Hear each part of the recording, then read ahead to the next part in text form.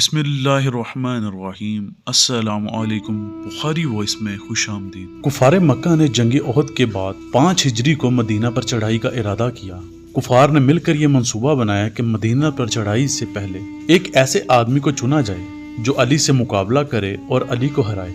چنانچہ تمام کفار نے عمر ابن عبد کا نام منتخب کیا۔ اس کے متعلق کہا جاتا تھا کہ ایک پورا سالم اونٹ ناشتہ میں کھا جاتا تھا۔ اونٹ کے بچے کو ایک ہاتھ سے اٹھا کر ڈال بنا کر لڑا کرتا تھا اور اس نے 100 جنگیں لڑی تھی۔ کفار مکہ نے اس کو کثیر مال کا لالچ دے کر اپنے ساتھ ملایا اور لشکر تیار کر کے مدینہ پر چڑھائی کے لیے نکلے۔ اس لشکر کی تعداد 10,000 سپاہی، 3,000 گھوڑے اور کچھ اونٹ تھے۔ ادھر وحی الہی سے حضور صلی اللہ علیہ وسلم کو اس منصوبے کا علم ہوا۔ حکم خدا اور سلمان فارسی سے مشورے کے بعد آپ صلی اللہ علیہ وسلم نے خندق کھودنے کا حکم دیا، کیونکہ مدینہ کے 3 اطراف سے پہاڑ جبکہ ایک ہی راستہ سے مدینہ داخل ہوا جاتا تھا۔ چنانچہ مسلمان خندق کھودنے میں لگ گئے اور اسی لیے اس غزوہ کو جنگ خندق کہا جاتا ہے۔ اس سے پہلے ایسی تدبیر جنگوں میں استعمال نہ ہوئی تھی۔ مسلمان 6 دن تک اس کو کھودتے رہے اور 5.5 کلومیٹر لمبی، 4.5 میٹر گہری اور 9 میٹر چوڑی خندق کھود دی۔ جب کفار مکہ کا سردار ابو سفیان لشکر لے کر پہنچا تو خندق دے کر حیران و پریشان ہوا۔ اس کو سمجھ نہ آئے کہ مدینہ پر حملہ کریں تو کیسے کریں۔ آخر 4 ہفتوں تک یہ پڑاؤ رہا۔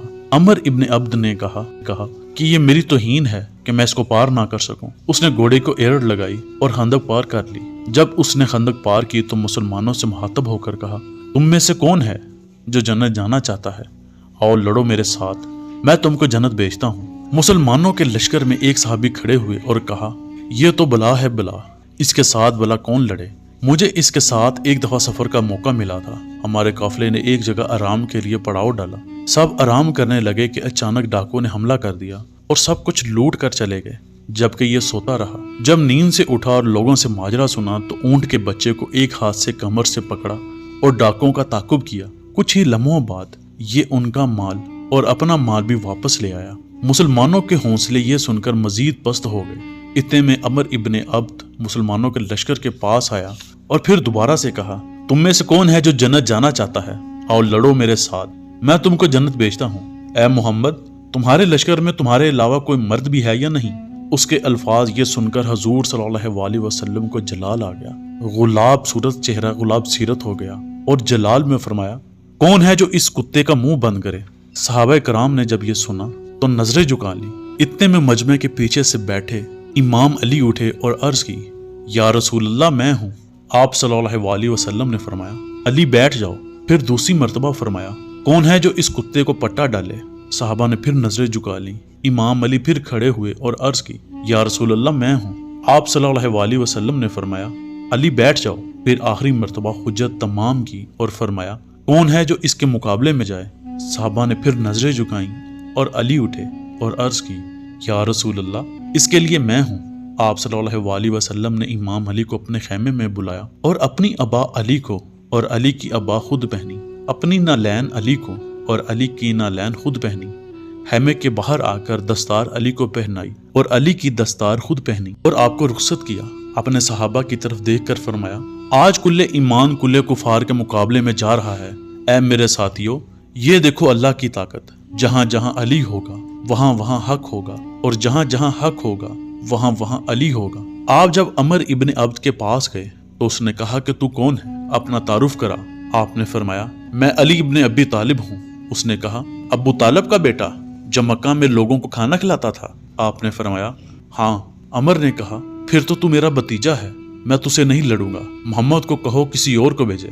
آپ نے فرمایا، میں محمد کا بھیجا ہوا ہوں اور میں تجھ سے جنگ کرنا چاہتا ہوں۔ میں تمہارے لیے 3 شرائط رکھتا ہوں۔ پہلی، مکہ واپس بھاگ جا۔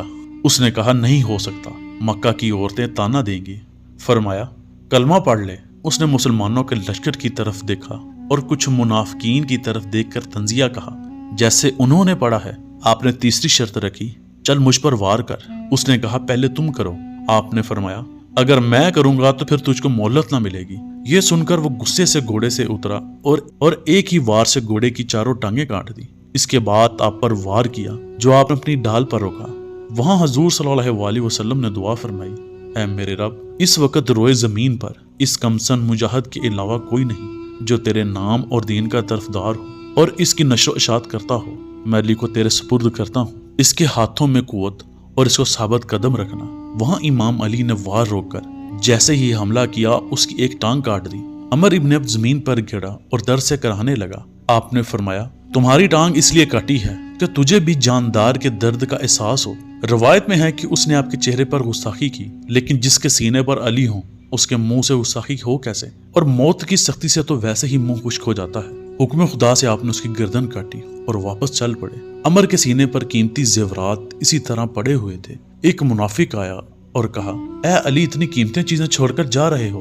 आपने फरमाया, हम जो भी करते हैं हुक्म खुदा और खुदा की रजा के लिए करते हैं। वहां अबू सुफियान ने खंदक के पार से आपको मुखातब होकर कहा, ऐ अली, तुमने अपनी औकात से बड़ा काम किया है। मैं अनकरीब तुम्हारे मुकाबले में लश्कर लाऊंगा। कुफारे मक्का ने यह पड़ाव खत्म किया और वापस मक्का लौट गए। आप अलैहिस्सलाम हजूर सल्लल्लाहु अलैहि वसल्लम की बारगाह में पहुंचे तो हजूर ने फरमाया, अली की तलवार का एक वार 1000 साल की इबादत से अफजल है। इस जंग में सिर्फ एक ही वार से अमर इब्न अब्द कत्ल हुआ था और साथ ही ये जंग मुसलमान जीत गए थे। अल्लाह मुझे और आपको आसानियां दे और आसानियां तकसीम करने की तौफीक अता फरमाए। आमीन।